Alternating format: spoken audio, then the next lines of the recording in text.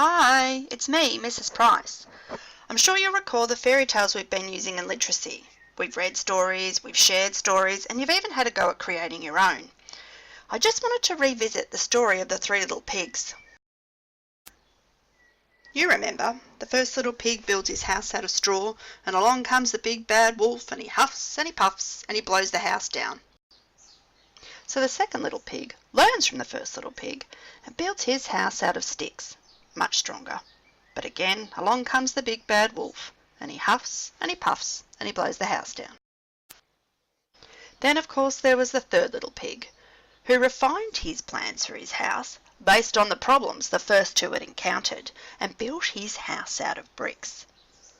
Of course, the wolf couldn't blow that down, but that got me thinking.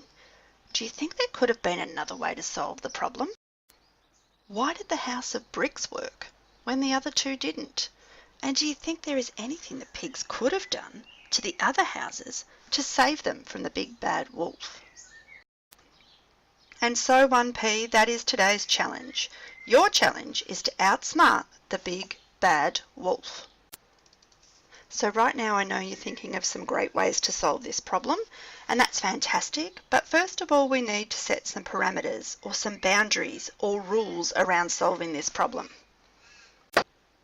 Okay, so our first parameter or boundary or rule is that your houses can only be built using straws or sticks. I'm sure many of you had started making great plans, but the challenge here is to outsmart the wolf by helping the first two pigs make their houses work. So whilst you can use other materials to hold the house together, the challenge is to build your house out of sticks or straws. Okay, so there's our first parameter or rule. Your houses must be built using sticks or straws. The second parameter or second rule is that your house must stand up to a 5-second breath from the big bad wolf. Here's our wolf. I'll be operating the wolf today for a couple of reasons. Number one, consistency, just to make sure everyone's treated fairly or the same when we're testing their houses. And number two, for safety, because obviously he's a hairdryer, which means electricity and cords, and we just need to be extra careful when we're using those things. So here are our first two rules. We've already talked about those. And I can see your mind's ticking and you're finding ways to solve this problem, which is great. But we do have one final rule, and that is that this problem must be solved in pairs. So you must work with another person to come up with a solution to this problem. So what does working together mean?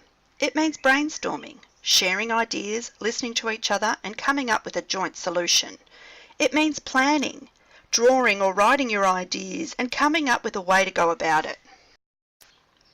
It means testing your ideas to see what works and what doesn't before refining your ideas, overcoming problems that may arise, or finding new and better ways to do things.